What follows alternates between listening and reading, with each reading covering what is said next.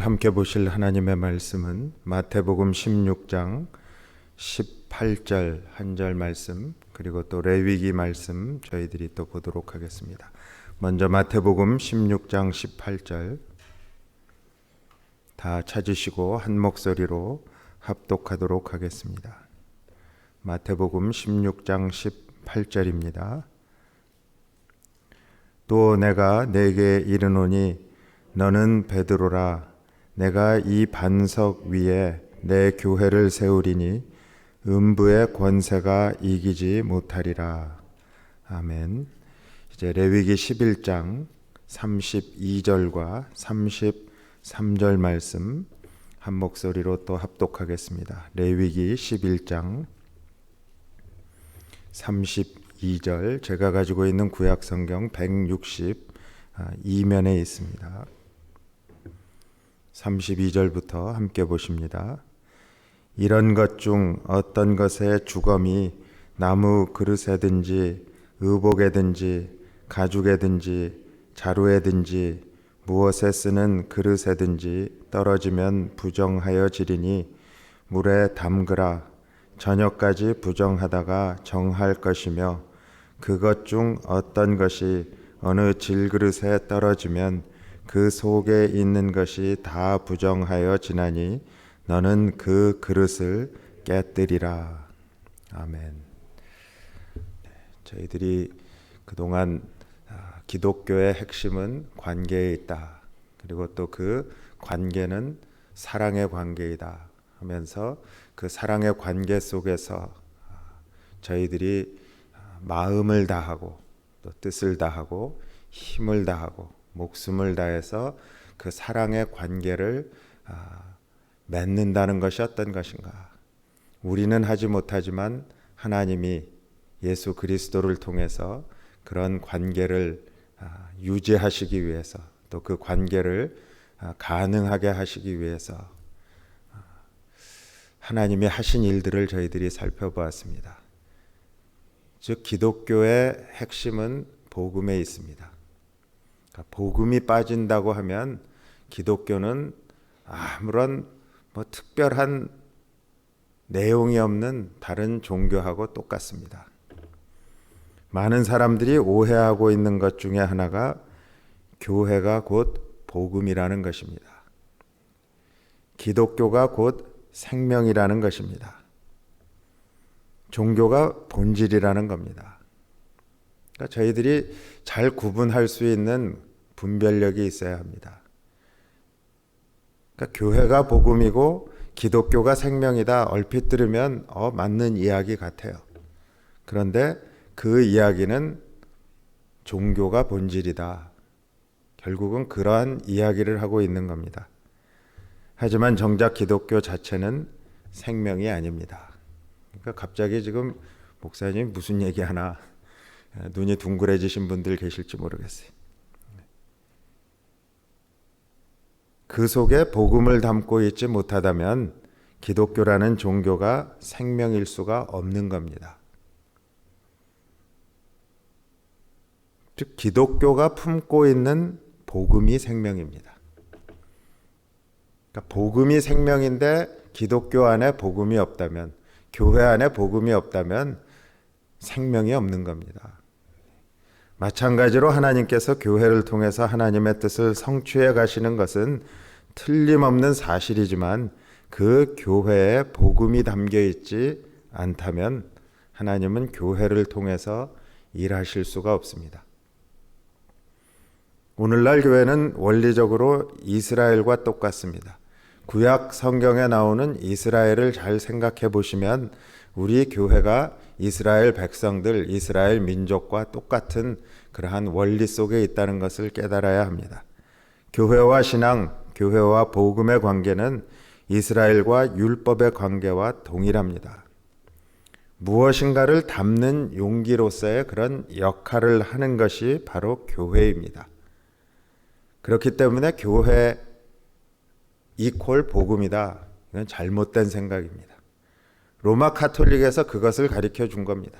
그래서 교회에 그냥 들어오기만 하면 다 영생을 얻는다. 근데 교회가 교회다워져야 한다. 그런 말 많이 들으셨을 거예요. 그러니까 교회가 만약에 그릇인데 그 그릇 안에 복음이 담겨져 있지 않다고 하면,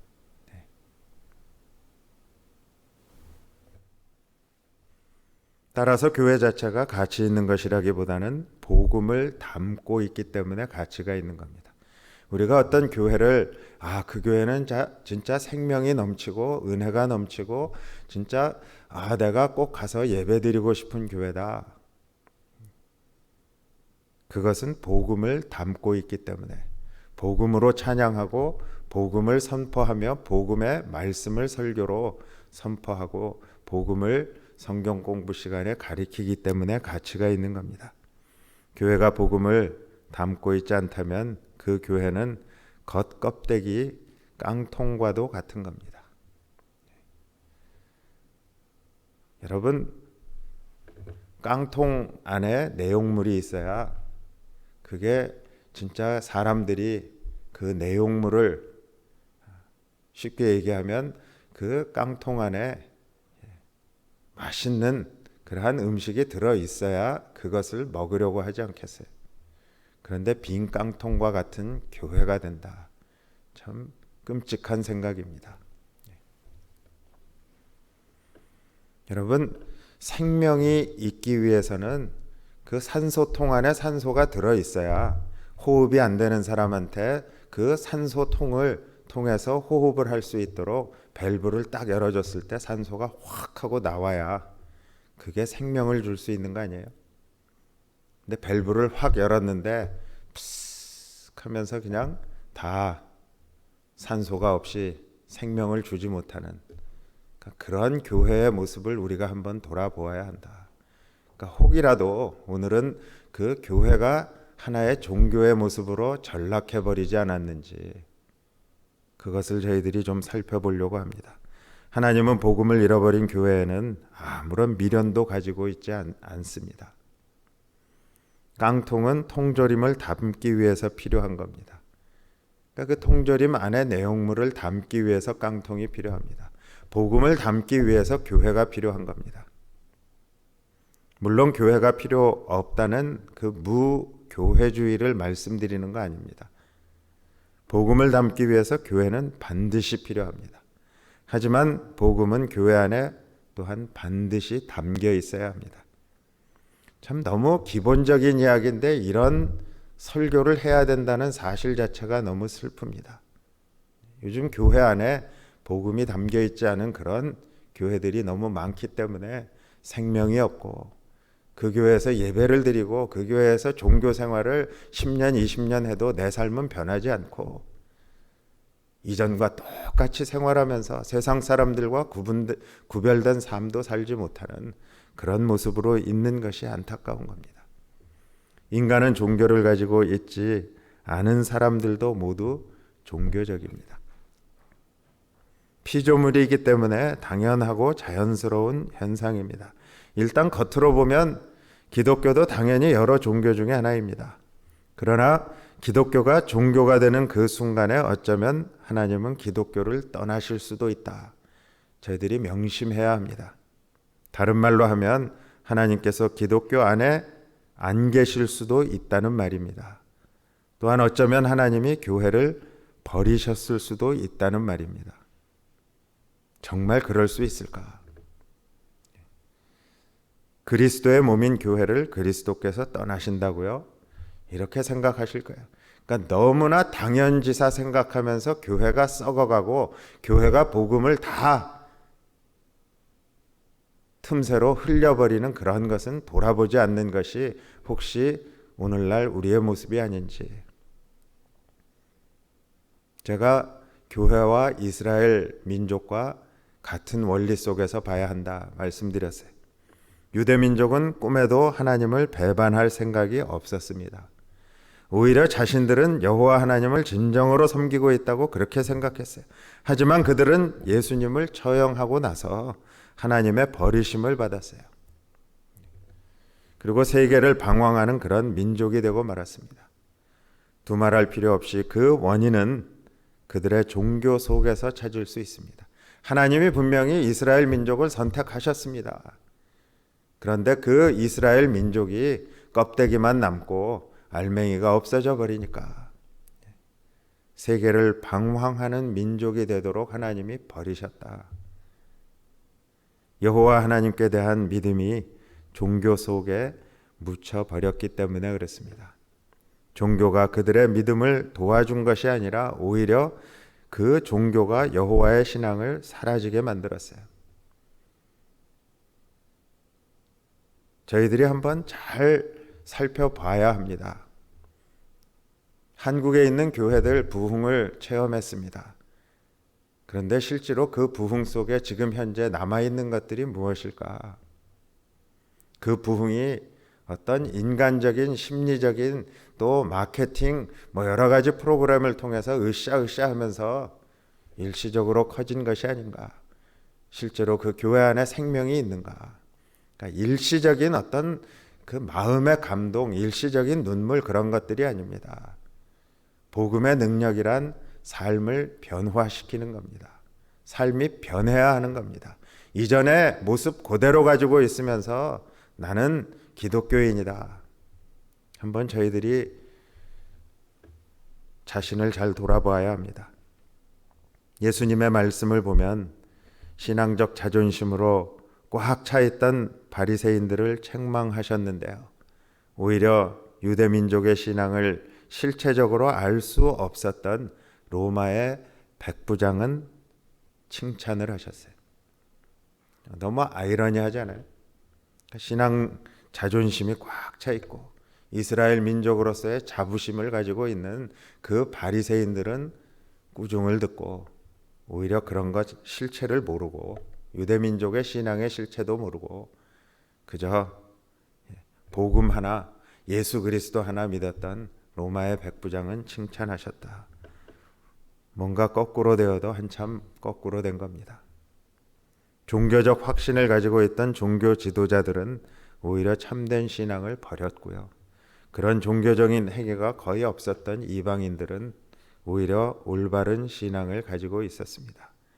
그래서 하나님과의 관계를 무너뜨리는 그 어떤 것도 우상이 될 수 있습니다. 심지어는 기독교도 우상이 될 수 있습니다.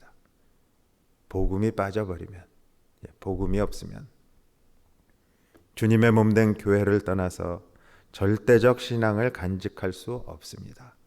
그렇다고 교회 안에서 열심히 했다고 해서 그것만으로 하나님의 상급이 주어진다는 생각을 해서도 안 됩니다. 저희들이 이 부분에 있어서 강조를 하지 못하고 또 자주 선포되지 못했기 때문에 저희들의 신앙이 교회 안에서 헌신하고 교회 안에서 내가 맡겨진 일들을 열심히 하면 내 믿음이 좋고 그러니까 내 가정에서의 삶, 직장에서의 삶, 세상에서의 삶은 하나도 변하지 않아도 교회 와서 열심히 봉사하면 그것으로 하나님 앞에 큰 믿음의 사람으로 상급받을 것이다. 잘못된 생각을 가지도록 계속 내버려 뒀어요. 자칫하면 자기만의 우상 속에 갇혀 있을 수 있습니다. 주변에서 이런 종교적인 우상에 갇혀 있는 사람들을 교회 안에서 자주 봅니다. 이제 직장에서도 은퇴를 하고 이제 직장에서도 이룰 만큼 이루고 나니까 과도한 욕심이 교회 안에서 생깁니다. 그러니까 직분에 대한 명예에 대한 욕심이 생깁니다. 그래서 명예로운 자리를 탐하면서 부정한 방법을 사용하고 모든 것이 자기를 통하여 이루어져야 한다는 특권 의식을 가지게 됩니다. 그러니까 자기를 바이패스해 가면 교회 안에서 아니 내가 교회를 나온 지가 지금 몇 년이고 내 직분이 뭔데 자기는 다른 사람들보다 똑똑하고 능력 있다는 우월 의식 그런 것들이 하나같이 종교적인 우상에 속하는 것들입니다. 그런 모습이 교회 안에도 있을 수 있다는 겁니다. 레위기에 보니까 정한 짐승과 부정한 짐승을 구분하면서 주검이 질그릇에 떨어지면 그것을 어떻게 하라 그랬어요? 깨버리라 그랬어요. 왜냐하면 그 속에 있는 것이 다 부정해지기 때문입니다. 그리고 가죽이나 또 자루나 다른 것에 떨어지면 정해질 때까지 물에 담가야 한다. 아무튼 그릇에 생명 이외의 것이 떨어지면 깨끗하게 하든지 아니면 깨뜨려 버려야 한다. 아주 분명하게 말씀합니다. 저희들이 같이 32절, 33절 레위기 11장의 말씀을 읽은 그 내용입니다. 너는 그 그릇을 깨뜨리라. 하나님께서는 때로 생명을 다시 살리기 위해서 그릇을 아주 깨뜨려 버리실 때가 있습니다. 예레미야에게는 옹기를 깨뜨리라고 하시고 마치 이스라엘이 이처럼 망할 것이라 하는 예언의 말씀을 주셨습니다. 그릇에 생명이 담겨지지 않고 오염된 이단 사설이나 인본주의적인 혼합적인 사상들로 더러워지면 깨뜨릴 수도 있다는 겁니다. 여기서 그릇이 지금 제가 그 복음을 담고 있는 그릇이 교회라고 말씀드렸어요. 그러니까 대충 이제는 감이 잡히실 거예요. 교회를 하나님이 깨뜨리실 수도 있다는 거예요. 거룩하지 않으면, 생명이 없으면. 예레미야 19장 11절에 보니까 그들에게 이르기를 만군의 여호와께서 이와 같이 말씀하시되 사람이 토기장이의 그릇을 한번 깨뜨리면 다시 완전하게 할 수 없나니 이와 같이 내가 이 백성과 이 성읍을 무너뜨리리니 도벳에 매장할 자리가 없을 만큼 매장하리라. 그렇게 말씀합니다. 교회가 복음을 담아야 하지만 그렇다면 교회는 무엇일까? 복음을 담고 있지 못한 교회는 깨뜨려질 수도 있는데 만약에 성도 한 사람 한 사람이 교회라면 어떻게 할 겁니까? 성도가 복음을 담는 그릇인데 담을 수 없을 정도로 더러워져서 또 오염이 되어서 그렇게 있다면 그 그릇을 깨뜨리실 수밖에 없지 않겠어요? 그러니까 기독교를 기복신앙으로 믿는 분들이 여기에서 이해를 못 하시는 거예요. 교회를 다니고 열심히 신앙생활하고 뭐 교회에서 시키는 것 다 했는데 왜 내 삶은 와장창하고 다 깨져버렸냐. 변하지 않으니까 하나님이 완전히 다 그릇을 깨뜨려 버리셨다. 그렇게 깨진 사람들이 많이 있지 않습니까? 교회로서의 몫을 감당하지 못하고 오염된 역할을 하고 있다면 하나님께서 깨뜨리실 수밖에 없는 거예요. 그래서 많은 교회들의 모습을 보면 제가 결론적으로 그 어떤 한두 교회, 어떤 몇 교회를 비판하고 정죄하고 그런 말씀 드리는 거 아니에요. 그러니까 하나님의 영광이 떠나고 하나님의 은혜가 떠나면 아무리 부흥하고 아무리 하나님의 영광을 선포하던 그런 교회도 더 이상 생명을 담고 있지 못하고 복음을 담고 있지 못하면 하나님께서 깨뜨리신다. 우리 역사를 통해 보잖아요. 한때 메가처치라고 하는 교회들, 그런 교회들도 어떤 세월이 지나고 나면 깨어진 모습들을 저희들이 봅니다. 그런데 오히려 메가처치가 아니라도 그 자그마한 그릇에 항상 깨끗이 씻고 거룩하게 해서 복음을 담고 있는 교회들은 100년, 200년, 300년. 미국의 그런 교회들을 많이 볼 수 있어요. 그러니까 저희들이 너무 눈에 보이는 그런 모습으로 교회를 평가할 것이 아니라 교회가 진정으로 그 하나님의 생명의 복음의 말씀을 담고 있는가.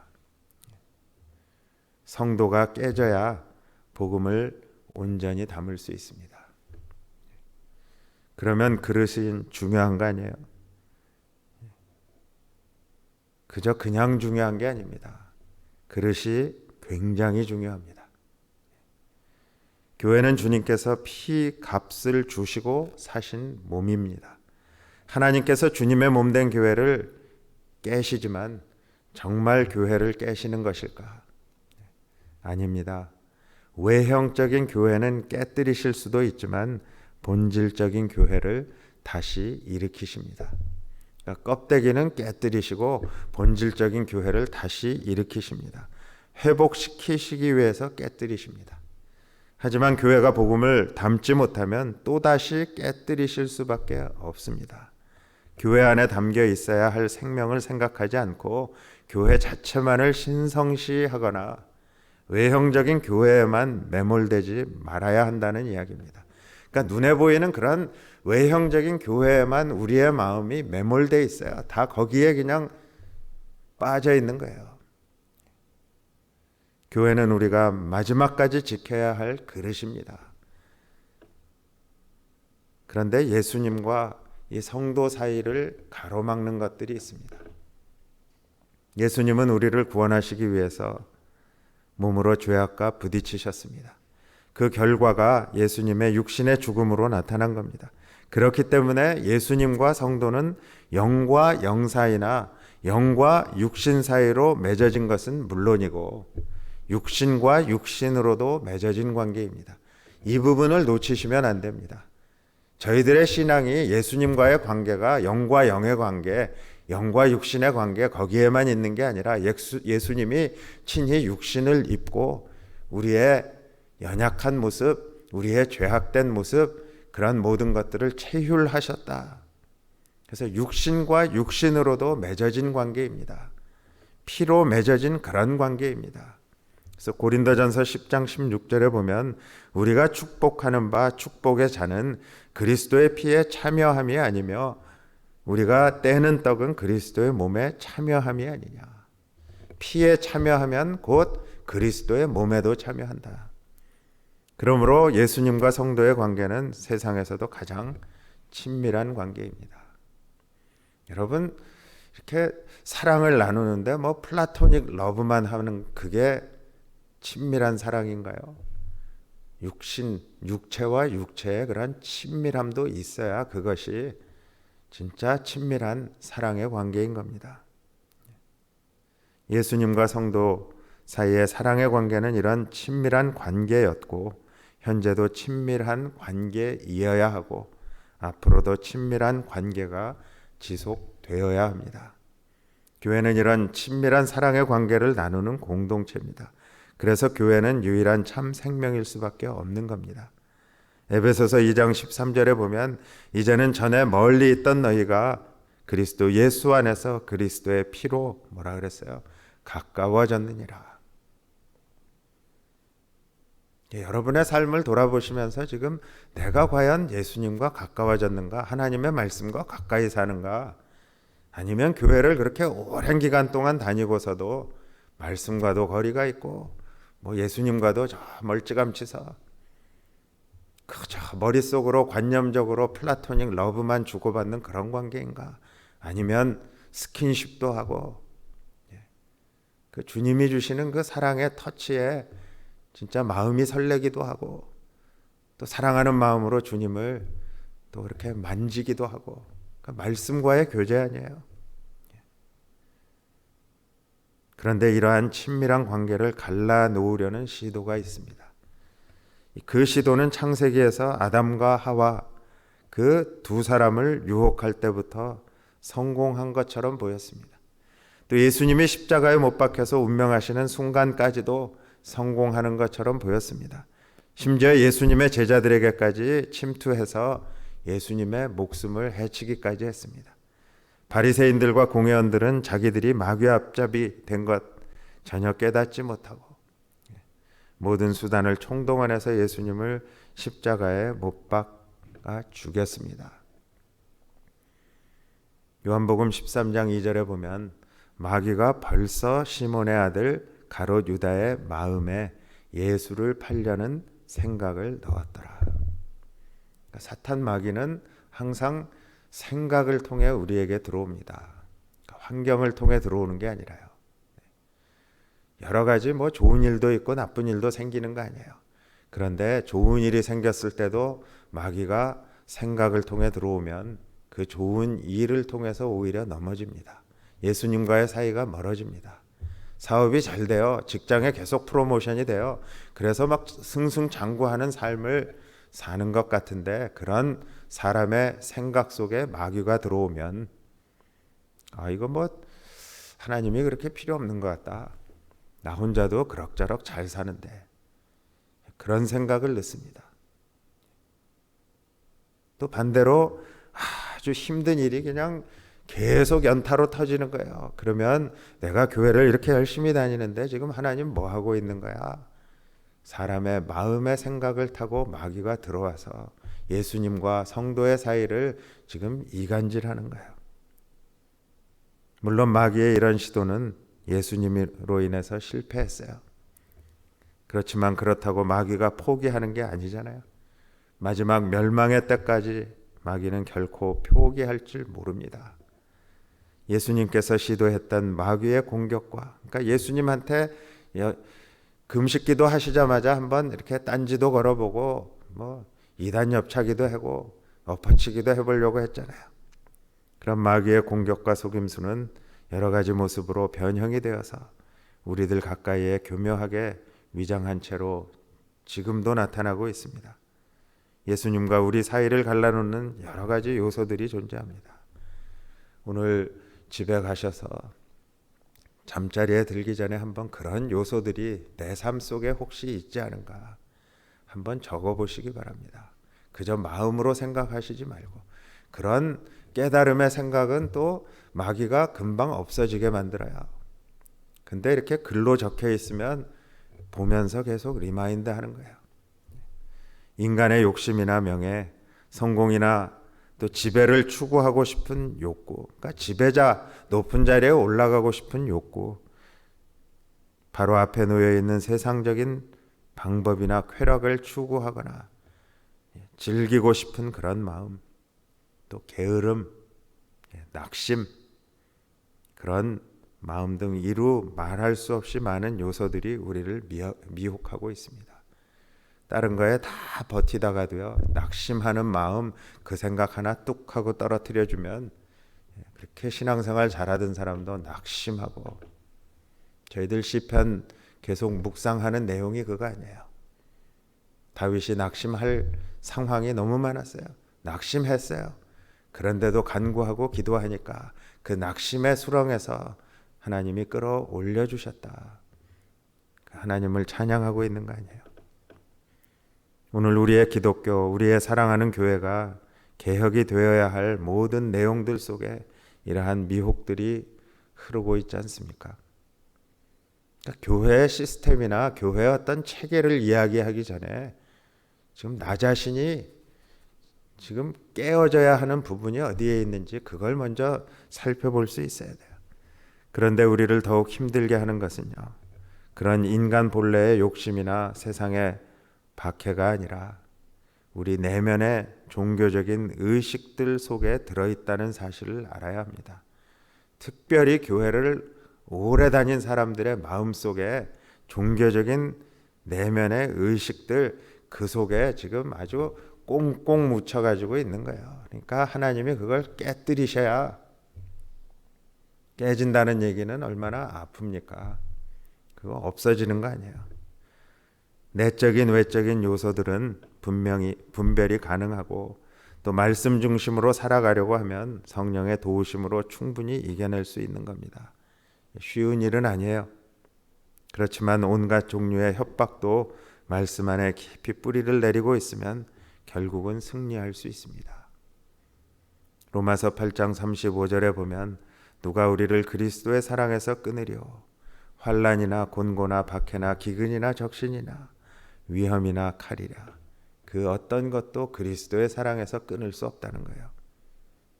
그러니까 복음이 빠진 기독교는 참된 종교가 아닙니다. 아니, 복음이 빠지면 예수님의 마음이 빠진 것이기 때문에 그냥 종교가 되어버리는 겁니다. 성도가 그리스도의 마음, 복음의 생명을 가지고 있지 않으면 성도가 아닙니다. 요즘 너무 성도라는 말이 그냥 이렇게 호칭으로 미스터, 미세스 그런 식으로 그냥 사용되고 있는 것 같아요. 겉으로는 예배드리고 기도하고 성경을 읽는데 사실은 생명이 없을 수도 있다는 겁니다. 이웃을 내 자신처럼 사랑하라고 100만 번 공부를 해도요, 직접 이웃을 자신의 몸처럼 사랑해서 작은 것이라도 섬겨보지 않으면 그것은 생명이 없는 겁니다. 고린도전서 2장 16절에서 누가 주의 마음을 알아서 주를 가르치겠느냐? 그러나 우리가 그리스도의 마음을 가졌느니라. 뭐 배워가지고 아는 것이 아니라요. 주님과의 친밀한 관계, 주님의 사랑에 그냥 꼭 붙어 있으면 그리스도의 마음을 가졌다 그랬어요. 그래서 우리가 복음이 빠진 종교를 벗어버려야 합니다. 교회 안에 뭔가 열심히 했다고 천국 상급은 따놓은 당상이라고 그렇게 착각하지 말아야 합니다. 한 번 구원은 영원한 구원이라는 저희 장로교회 교리가 있어요. 그러니까 아주 배가 밖으로 나와가지고요. 한 번 구원은 영원한 구원이라고 하셨는데 구원은 따놓은 당상이니까 그냥 내 하고 싶은 거 다 하고 좀 이런 것도 트라이 해보고 세상적 조금 놀러 갔다 오겠습니다. 그렇게 착각하면 안 된다는 겁니다. 내가 뭔가 함으로써 공로가 되었다면요, 교회를 크게 부흥시킨 것을 자기 공로라고 자랑하게 되면, 사업을 열심히 해서 대성공을 거두었다고 하나님이 자기 편이라고 생각하게 되면 이미 하나님과는 무관한 상태가 되어버린 것일 수도 있다는 거예요. 마귀도 자기 종들을 잘 살게 할 수 있고요, 잘 되게 할 수 있기 때문에 그래요. 그리스도인의 자기 개혁은요, 버리는 데서부터 출발합니다. 달리기 선수 출발선에 섰을 때 필요한 게 뭐예요? 저희 교회 앞에서 1년에 한 번씩 보스턴 마라톤 뛰어나가는데, 마라톤 뛰는 선수들이 뭐 태블릿 들고 핸드폰 들고 뭐 그러고 뛰어요? 그저 운동복 하나 있으면 뜁니다. 운동복 하나만 있으면 되는 거예요. 다른 것은 가지고 있으면 오히려 방해가 되는 거예요. 진정한 신앙은 모두 거추장스러운 허울들을 다 벗어버리는 겁니다. 거추장스러운 게 너무 많아요. 저부터도 목사라는 칭호가 거추장스러운 거예요. 그 직분의 칭호가 거추장스러운 거예요. 또 몇 년을 신앙생활했다는 그 신앙의 경력이 거추장스러운 거예요. 그런 거 다 벗어버릴 필요가 있는 거예요. 그러면서 내 개혁이 시작합니다. 목사가 구원을 개런티해 주나요? 장로가 뭐 구원할 수 있게 그 직분이 주는 건가요? 그런 거 다 벗어버리고 그렇게 할 때 개혁이 시작하는 거예요. 다른 것 가지고 있으면 회방이 되고 거추장스러운 거 다 벗어버리자. 어디가 망가진 것인지도 모르고요, 왜 이렇게 된지도 모르는 때는 다 버리고 처음부터 다시 시작하는 거 아니에요. 운동선수들이 자꾸 경기가 안 풀려요. 경기가 안 풀리면 어떻게 합니까? 가장 기본적인 훈련부터 다시 시작한다 그래요. 처음부터 다시 시작하다가 보면 어디가 내가 지금 틀렸나. 그러니까 골프 치시는 분들 잘 아실 거예요. 처음에 골프 칠 때 잘못 배우면 이게 교정이 안 되는 거예요. 그런데 그 처음으로 다시 돌아가지 않고 계속 필드만 나가가지고 계속 다니시면 게임이 임프루브 됩니까? 구력으로 조금씩은 올라갈 수 있겠죠. 근데 다시 백투 베이식 해서 기본적인 것부터 다시 한번 점검하고 나가면 내가 여기서 틀렸구나. 그것이 교회 안의 신앙생활의 개혁의 출발점이 될 수 있다는 거예요. 그러니까 경력도 벗어버리고 신앙의 경력, 직분 이런 거 다 벗어버리고 성경을 몇 독했다 이런 거 다 벗어버리고 다시 처음부터 시작하는 거예요. 나 그거 했습니다. 그 프로그램 했습니다. 그러니까 내가 그거 할 필요 있습니까? 그 프로그램 하면서 내가 삐뚤어진 모양으로 자리가 잡히기 시작하면 동그란 바퀴가 스무스하게 굴러가야 되는데 덜컥덜컥 하면서 몇십 년 굴러갔단 말이에요. 그러면 바퀴를 띄고 다시 동그란 바퀴 세 바퀴 꽂고 처음부터 다시 시작해야 한다.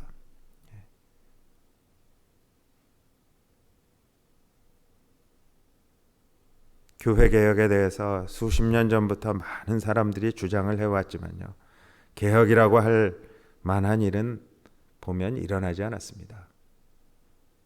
한국 교회를 보면 알 수 있죠. 미국 교회도 개혁이라는 종교 개혁과 같은 그런 놀라운 일이 일어나지 않았습니다. 하나님께서 교회를 깨실 수도 있지만 그렇다고 교회가 깨졌을 때 그 안에 담을 생명이 없다면 무슨 소용이 있겠어요? 교회를 하나님께서 깨시는 것이 아니라 사람들이 스스로 깨려는 경우가 아주 많이 발생하고 있어요. 그렇게 교회가 깨지면 오히려 가망이 더 없어지는 겁니다. 그러니까 내 자신을 깨트리고 내 자신이 개혁하지 않으면 결국은 그 성도 한 사람 한 사람이 모인 교회가 깨지는 거 아니에요. 교회가 깨지면 오히려 가망이 없다는 거예요. 그러니까 교회가 깨지기 전에 내가 깨져서 내가 먼저 개혁해야 한다. 교회가 개혁되어야 하는 것은 당연한 이야기지만 교회 개혁 이전에 그리스도인 자기 개혁이 먼저라는 겁니다. 저희들은 좀 쉽게 가려고 하기 때문에 교회가 뭐 좀 체계가 바뀌고 이런 것 합니다. 그래서 내가 좀 신앙생활하고 내 마음에 맞는 교회 그렇게 출석하는데요. 그게 아니라 내 자신이 먼저 개혁하고 깨져야, 바뀌어야 교회가 유지하고 탄탄하게 갈 수 있다. 교회의 구성원이 생명을 회복하면 그것이 곧 교회의 개혁이 되는 겁니다. 오래 걸릴 수도 있고요. 성과 같은 게 눈에 잘 띄지 않을 수도 있어요. 그렇지만 그래도 그리스도인이 그 자기 개혁이 시도되어야 하는 이유가 거기에 있습니다. 그래서 지금 어떤 면에서는 장황하게 금요일마다 제가 지금 33번에 걸쳐서 그리스도인의 개혁을 이야기하는 겁니다. 교회 개혁 이야기하는 거 아닙니다. 우리 자신의 개혁을 이야기하는 겁니다. 버려야 할 그 겉껍데기를 붙들고 있는 한 우리에게 생명이 주어지지 않습니다. 아무것도 담겨 있지 않은 그릇을 안고 있는 한 우리에게 변화는 오지 않는 겁니다. 그러니까 빈 그릇 들고 그냥 10년, 20년 아무리 신앙생활 한다고 노력을 하고 애를 써봐야 삶이 안 변하는 거예요. 우리에게 변화가 되고 교회가 갱신이 되고 그래서 세상을 바꾸려면요. 껍데기 종교는 다 버려야 합니다. 껍데기 종교적인 그러한 의식들 그런 거 다 버려야 합니다. 우리는 복음이 살아 움직일 수 있도록 세상에 영향력을 끼칠 수 있도록 살아계신 예수님께로 돌아가야 합니다. 교회 활동을 열심히 해야 하지만요. 먼저 그 속에 생명이 담겨 있는가를 좀 확인해 봐야 합니다. 잃어버린 복음, 실천적인 복음, 그리스도의 사랑을 동반하는 그 복음을 회복해야 합니다. 내 자신이 먼저 회복해야 합니다.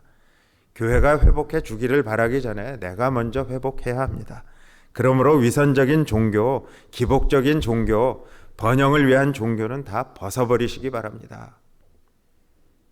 번영신학에 빠지셔가지고 뭐 이렇게 얼마나 달콤합니까?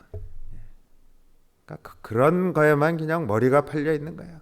성공의 수단으로서의 종교, 복을 받고 문제 해결에 초점이 맞추어진 그런 종교는 우리가 떠나 버려야 되는 거예요.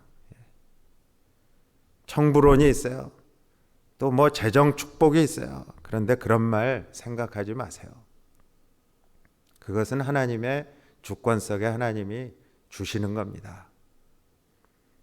그러니까 세상의 소금이 아니라 교회 안에 설탕이 되어버린 종교 과감하게 좀 던져버리세요.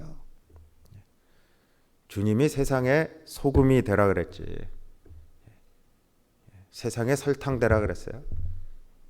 근데 교회 안에서 그냥 설탕에 달콤한 말들, 위로의 말들, 치유의 말들 그거에만 정신 팔려 있다 보니까 소금의 역할은 하지 못하는 게 지금 교회의 안타까운 모습 아니겠어요? 인본주의적이면서 무속적이며 세상 중심적인 종교 이제는 더 이상 우리를 살리지 못합니다.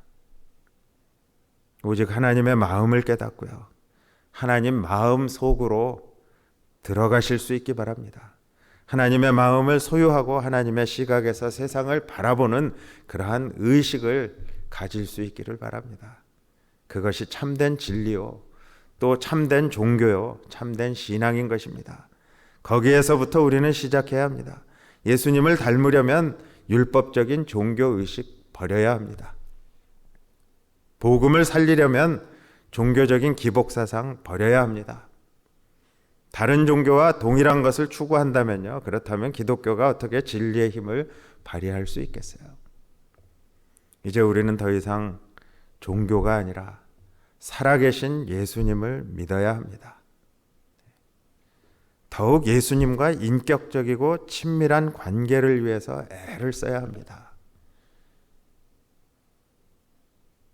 그 사랑의 관계가요, 같이 붙어서 같이 저희들 세속적인 말로 그냥 세상 말로 지지고 볶고 같이 사는 거 아니에요. 다투기도 하고 때로는 미워하기도 하고 때로는 뭐 여러 가지 마음이 교차하면서도 같이 사는 거 아니에요. 그러니까 친밀한 관계 속에 있는 거 아니에요. 어떠한 공간 안에 있는 거 아니에요. 내 마음에 들지 않으면 교회를 훌쩍 떠나버리고, 내 마음에 들지 않으면 하나님 말씀도 접어놓고 보지도 않고, 내 마음에 들지 않으면 기도도 안 하다가 갑자기 기도 제목 생겨서 문제 생기면 무릎 꿇고 기도하고, 그게 어떻게 친밀한 사랑의 관계겠습니까? 저희들이 시편 따라 살기, 그 시편 150편 전체를 지금 보면서 이제 1권 마쳤어요. 다윗이 어떻게 살았습니까? 다윗이 하나님과 그야말로 지지고 볶고 같이 사는 삶 아니에요. 그러니까 지금 말도 안 되는 공경에 처했는데도 하나님 찬양하는 거 아니에요. 상식적으로 이해 안 돼요. 아직 구원받지 못했어요. 그런데 나를 구원해 주신 하나님을 찬양하는 거예요. 그 믿음이 어디에서 나왔겠어요? 친밀한 교제 속에서, 하나님과의 그 사랑의 관계 속에서. 그렇다면 다윗 이후에 신약의 그 십자가를 지신 예수 그리스도와의 관계를 맺고 살아가는 우리 성도들은 예수님과 어떤 관계 속에 있어야 하는가? 살아계신 예수님과 나는 과연 어떤 관계 속에 있는가? 한번 신중하게 자신의 삶을 돌아보실 수 있기 바랍니다. 그래서 저희들이 그저 금요 찬양 집회 때 한 번 말씀 듣고 이렇게 스쳐 지나가는 그런 말씀이 아니라 이번 기회에 진정으로 하나님 앞에, 또 우리 주님 예수 그리스도 앞에, 주님밖에 없군요. 예수님이 나의 진짜 사랑의 대상이십니다. 내가 주님의 마음을 사모합니다. 주님과 함께 살기를 원합니다. 주님과 함께 동행하기를 원합니다. 내가 이렇게 곤고한 상황 속에 있지만 주님은 나를 버리시지 않고 내 옆에 나를 아직도 손잡고 계시고, 내가 손을 뿌리치면 나를 아예 그냥 끌어안고 벌떡 들어가지고 나를 안고 가시는 그 주님, 주님과 동행하는 삶, 주님 사랑합니다. 그런 관계의 회복, 우리 자신이 버릴 것을 던져 버릴 때 시작한다. 저희들이 함께 기도하실 때 조용히, 옆에 있는 분들 소리내서 기도하면 또 신경 쓰이세요. 그러니까 조용히 내가 버려야 할 것들이 무엇인가, 버려야 할 것들, 거추장스러운 것들, 그런 것들을 생각하시면서 하나님 앞에, 특별히 우리 예수 그리스도 앞에 우리의 사랑을 한번 고백하면서 새로운 믿음의 결단을 하실 수 있기 바랍니다. 함께 기도하겠습니다. 주여 아버지,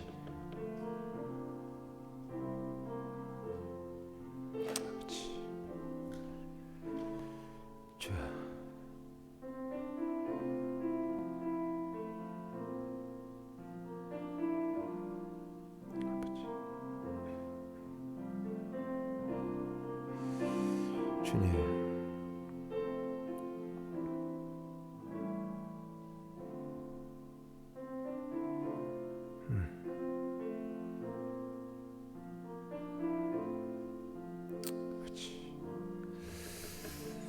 주여 아버지,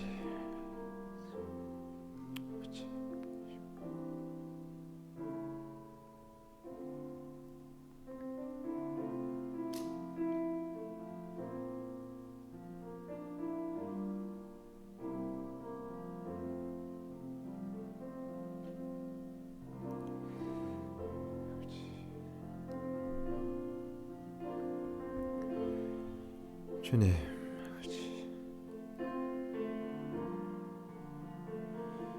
주여 아버지, 아버지,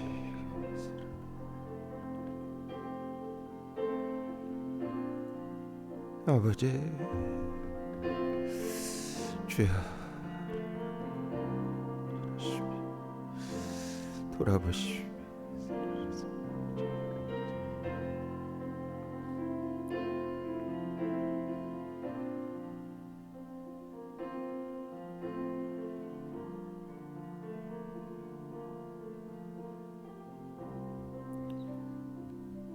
사랑의 아버지 하나님, 감사합니다.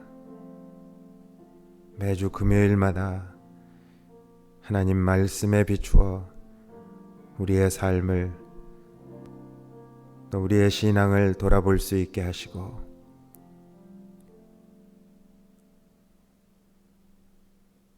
우리가 어떤 모습으로 변화되어야 하는지, 우리의 어떤 모습을 기쁨으로 바라보시면서 우리 주님이 십자가를 지시고 그 고통을 감당하셨는지 저희들이 함께 묵상하고 함께 생각하면서 귀한 하나님의 말씀을 이렇게 받았습니다. 말씀을 그저 받고 지나쳐 가는 것이 아니라 그 말씀이 우리의 마음판에 새겨지게 하시고, 우리가 그 마음판에 새겨진 생명의 말씀으로 날마다 순간마다 아침과 저녁으로 하나님의 말씀으로 깨끗하게 씻음받고, 하나님의 말씀으로 능력을 얻고, 하나님의 말씀으로 우리의 삶이 변화를 받아서 예수님과 나의 관계는 세상의 어떤 관계보다 가까운 친밀한 관계, 뗄래야 뗄 수 없는 그러한 사랑의 관계라고 고백할 수 있는, 그래서 그런 성도들이 모여 교회도 그러한 사랑의 관계, 주님의 십자가의 사랑을 세상을 향하여 선포할 수 있는 그러한 십자가의 능력을 나타내는 그러한 귀한 저희 교회가 될 수 있도록 하나님 축복하여 주시옵소서. 예수님의 이름으로 감사하며 기도드렸습니다.